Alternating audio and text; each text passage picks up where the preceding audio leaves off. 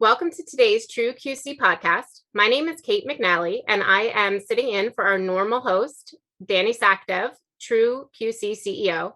Today, we are going to be talking about demand generation challenges for tech companies in 2021. Our guest today is Eva Sulirova. She's the Director of Demand Generation Marketing at Cutover. How are you doing, Eva? I'm really well, Kate. Lovely to be here. Thank you for the invitation. Well, thanks for being with us. So before we get started, why don't you go ahead and tell us a little bit about yourself and the work you're doing at Cutover? Yeah, perfect. Thanks, Kate. So just a bit about me. I have been working as a B2B marketing specialist for over 8 years now. After completing my master's in international marketing and entrepreneurship, I started my career in 2013 in the research and consultancy services within the telecoms, media, and technology industry for medium and large-size organizations. I then moved into SaaS and worked for startups in the digital design and customer experience verticals. And as you mentioned, now I'm a demand generation director at Cutover. Cutover was founded in 2015 by Kai Nickel to answer the growing calls for an enterprise change management platform. You see, organizations are under constant pressure to rapidly adapt while maintaining stability. So getting this balance right is incredibly difficult, but it's key to achieving operational excellence. Kai realized that organizations were struggling to coordinate meaningful collaboration between teams and technology. They were stuck using a combination of different tools and static spreadsheets and manual communication to orchestrate increasingly complex activities across multiple teams and time zones. Of course, these ways of working lead to mistakes and miscommunication, making operational excellence impossible and resulting in stress teams and unhappy customers. And so, inspired by high-tech sectors like the space industry, Kai launched Cutover. The Cutover platform drives operational excellence by bringing you, your teams, and technology together to orchestrate complex work faster and smarter with real-time visibility and control, which allows companies and their teams to move quickly with confidence. Despite Cutover being just under 6 years old, the company has secured $35 million in Series B funding this March and is trusted by world-leading financial institutions, including 2 of the 3 largest US banks and 3 of the world's 5 largest investment banks. I think you're a perfect guest for us today for this topic. So thanks for giving us some background. With that said, let's just jump right in. Eva, what are the areas of challenges? Finding the right customers, generating quality leads, creating quality content. Which of these are your greatest challenges? This is a great question, Kate. I think before we start talking about what demand generation challenges are, we need to define what demand generation is. So demand generation, is complex, but from my experience, it is more than generation of demand for business products and services. It is a holistic view on how to grow a business and not just bring leads via webinars or white papers or any kind of gated content. I think it is building a relationship with potential B2B customers that is nurtured through the long term. It defines audiences that are likely to be receptive to the company solution before guiding prospects through a funnel that addresses every stage of the conversion process. It closely aligns marketing with sales and CX teams to help convert prospects to customers and delight existing ones so they renew or upgrade. So the core of demand generation is not about who is engaging you with your website, but about those who are not and why they should be. So for instance, the most common challenges that professionals face are finding the right customers, generating quality leads, measuring and attributing ROI to marketing programs, budget restraints, achieving process efficiency and scalability, choosing the right vendors from ever-increasing number of MarTech suppliers, and of course, data privacy regulations. The list can go on and on, but I will zoom into 3 main challenges I have experienced in the past. The first challenge is what I call the collaboration challenge. By this, I mean the alignment and collaboration across the whole sales funnel. So as per the demand generation definition, it is essential for B2B marketers to work closely with sales and customer success teams, Ultimately, the success of marketing efforts is underpinned, among a lot of other factors, by timely and relevant follow-up of leads and the presence of a constant feedback loop. This means marketing needs to understand what resonates with the ICPs, and if the marketing leads are of a good quality, i.e., the end users, influencers, or buyers of the product. This helps marketers, fine-tune their targeting and marketing spend, understand the buyer's journey, and improve the top of the funnel conversation rates, such as MQLs to SLs or SQLs. Similarly, the feedback from customer success teams with regards to the customer's pain points and success stories is crucial for informing the TOFU demand generation strategies. It is nothing new to say that the alliance between the three departments is critical for the success of the entire company. And yet, we often find that the departments operate in silos. Customer success is often too removed from marketing, with little collaboration on cross-sell, upsell, on increasing the retention rates. Marketing and sales very often coexist, but they don't cooperate or coordinate their efforts. The second challenge that I often come across is the lead data challenge. I believe that the best demand generation strategies are data-driven. As Drucker said, if you can't measure it, you can't improve it. The first challenge that marketers usually come across within the lead data challenge is the lead data quality. Every demand generation professional knows that having incorrect, inaccurate, incomplete, or duplicate data will diminish the chances of marketing campaign success. According to Serious Decisions report that I read recently on the impact of bad data on demand generation, 60% of marketers rated the overall health of their database as unreliable, and of which 80% admitted to having risky phone contact records. So the lead data hurdle is definitely an ongoing battle. Another common challenge is not having the right data to make decisions, or lacking a 360-degree view of the top of the funnel performance. For instance, marketers are utilizing many paid and owned channels to generate leads. Not only are they faced with the ever-increasing lead volumes that are becoming harder to manage, but also the performance metrics from the lead sources are usually captured across different platforms. This decentralization makes it very hard to understand and compare the individual contribution of lead sources to the overall marketing performance. And lastly, what is even more problematic is not having a single view of a customer journey through the sales funnel. As a consequence, it is impossible to measure the effectiveness of marketing efforts and prove marketing ROI. Yeah, thank you so much. Those are great insights. It's interesting where you mention the data and the data quality. And people readily admitting that they don't trust the data that's in their database, and it's amazing to see data coming in. That data is going to your sales reps, and if your sales reps can't connect with the prospects that they're being given, it's almost not having been worth bringing that data in the first place. Yeah, absolutely, Kate. I think I would say, like, throughout the marketing field or throughout the organizations, like the kind of the need of the data is very much underestimated. It's usually enough, right? Like CRM is just one thing where contacts exist, but having a process in place of cleaning the data, can go a long way, because that ultimately dictates the success of your campaign or any marketing campaigns. And hopefully it helps align your marketing and your sales teams as well, so that you kind of you break down that silo, and then they're working more collaboratively together.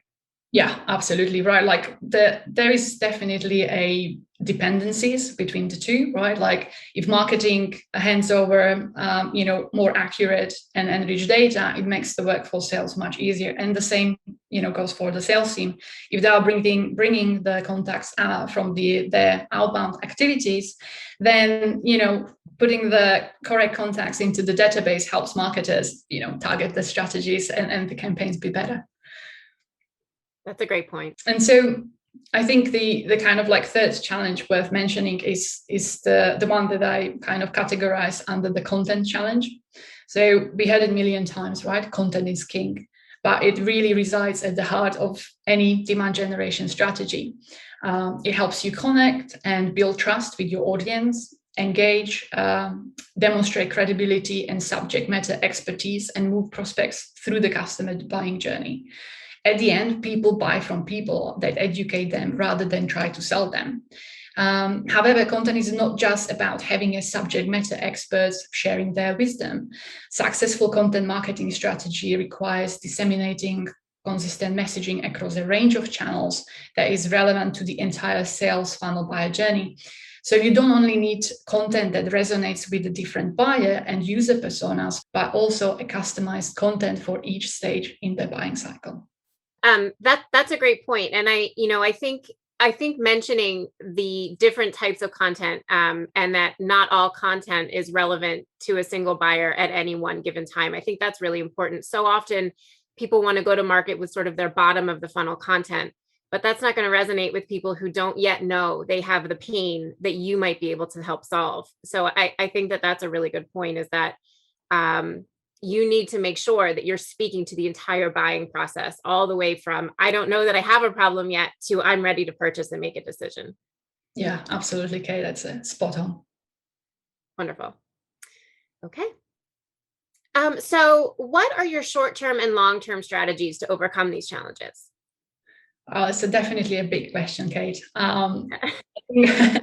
How to improve for instance, the first one, the funnel collaboration and alignment has been a hotly debated topic for years. I think Philip Kotler and two co-authors tackled the issue in the Harvard Business Review article on how to end the war between sales and marketing. The authors took the concept of alignment a step further and called for an integration between marketing, sales, and customer service. Their proposed strategy was to create a so-called rise and fall together culture, where the teams would share their metrics, their systems, and rewards. Also, in recent years, more and more startups and scale-ups have been adopting the North Star metric concept. The term was coined by the founder of the growth hacking movement, Sean Ellis, and is widely used to get individual employees, teams, departments, as well as the whole organization aligned by focusing on one goal to achieve a long-term growth. Additional tactics for achieving cross-departmental collaboration usually include creating shared feedback channels and interdepartmental meetings, having a specific marketer as a liaison to sales and customer success teams, or adopting pod structures. Unfortunately, there isn't one strategy in the form of a silver bullet. At the end, I believe that the collaboration and alignment very much depend on good working relationships. The ratio of collectivistics to individualistics cultural values, and the C-suite support. Also, the success of every campaign rests on identifying the goals and expectations at the beginning of its launch and ensuring everyone is on the same page from start to finish. I think for the kind of lead data challenge, I believe the best way to overcome the lead data challenges is by investing into marketing tech stack and automation of systems and processes. When it comes to lead data, we know that there is no such a thing as a perfect database. However, it is essential to regularly identify bad data, their sources, and implement best data hygiene practice to avoid the hidden costs of bad leads. There are a plethora of software solutions out there that can help with data verification, validation, and deduplication, as well as enrichment. Similarly, connecting all lead sources and visualizing their performance within one data visualization platform will allow marketers to get actionable insights into demand generation channels performance. It will help them maximize operational efficiency as well as optimize investment into lead sources that deliver the greatest value. I think the most difficult challenge is to create a single view of the customer journey. The customer journey is not linear, but multi-channel and cyclical, and includes numerous touch points. Here is where customer journey mapping and attribution software can make all the difference. These are instrumental in creating a seamless experience across demand generation channels, covering converting the highest quality leads, nurturing customers and driving sales forward. And lastly, for the content challenge, again, I wish I had the answer, but there is no simple answer to the content dilemma. Most demand generation marketers tackle this issue via utilizing different solutions, from content distribution to third-party distribution platforms or outsourcing. However, there should be a comprehensive data-driven content strategy in place that is very close aligned to your demand generation strategy. There can't be just a handoff from content to demand generation, as they need to work in partnership. They need to build out their content into awareness, consideration, and decision materials to help push leads through the funnel. Demand generation and content marketers need to be experts in the customer buying journey by talking to the customers and finding out how they buy, what gets them to the next stage of the journey, who is on the buying committee, and what personas are involved in the buying decision. Carrying out thorough marketing research and meeting with customers to understand their journey is critical in order to build quality content that will resonate with them. Both teams also need to think about the different ways people consume content, because all prospects consume content in a different ways. AI long-form content versus videos or podcasts, for example. There should be a variety of different content types that the demand generation team can use to capture the interest of prospects. I'm a big fan of content repurposing, so breaking up the same content into different formats. For instance, creating a larger content piece such as white paper or webinar, and then turn that piece and repurpose it into a blog, a podcast, or an article, or all of them together on the very same topic. Those are definitely great insights. I think one of the things you mentioned about creating the singular view of the customer journey, that's so important. And I think years ago in demand generation, if the marketer hit the number of leads that they were expected to get, it was a win. It was a successful campaign. I brought you 1,000 leads. Yay me. But now with such focus on KPIs and ROIs and this sort of immediacy of conversion, I think that we've gotten a little bit away from reality, in that a lead is not necessarily going to convert tomorrow if it was brought in today. So really being able to track when the lead came into your system, who the originating source of that was, but also how many other pieces of content did they have to consume before they converted. But they ultimately converted. So a high level, content syndication lead today, 6 months from now, might be a BANT level sales ready lead tomorrow. So investing in different areas of lead gen, demand gen in that funnel, I think is really important. Yeah, absolutely, Kate. I couldn't put it better myself. With that, do you think that MarTech can help reduce demand generation challenges? And are you planning any new addition to your MarTech stack? I think in short, yes, definitely. MarTech will reduce some of the challenges we face. Marketing has become technology driven. I don't know if you remember Scott Brinker's famous MarTech landscape slides. He captured the landscape of at least 5,000 suppliers. There are now over 7,000 marketing software companies fighting for marketers' attention in this, what is, I think now, $121 billion industry. However, I think the caveat here is that whilst marketing software is great to have, it can be costly to add, and therefore not available for everyone. Another kind of important thing to mention is that any newly acquired technology needs to fit within the existing infrastructure and needs to be well integrated so the systems can communicate together. I think only a well-connected MarTech stack will allow you to have a holistic view of your efforts, their impact on the funnel growth and the overall revenue. It also can be leveraged to improve the data quality. So that's where platforms like TrueQc come handy for improving the quality of demand generation leads. When deciding to invest into a MarTech, it is essential that the platform helps you improve processes, save money, and directly contribute to your strategic goals. And to answer the second question, at this stage, we have no intention of adding to our MarTech stack.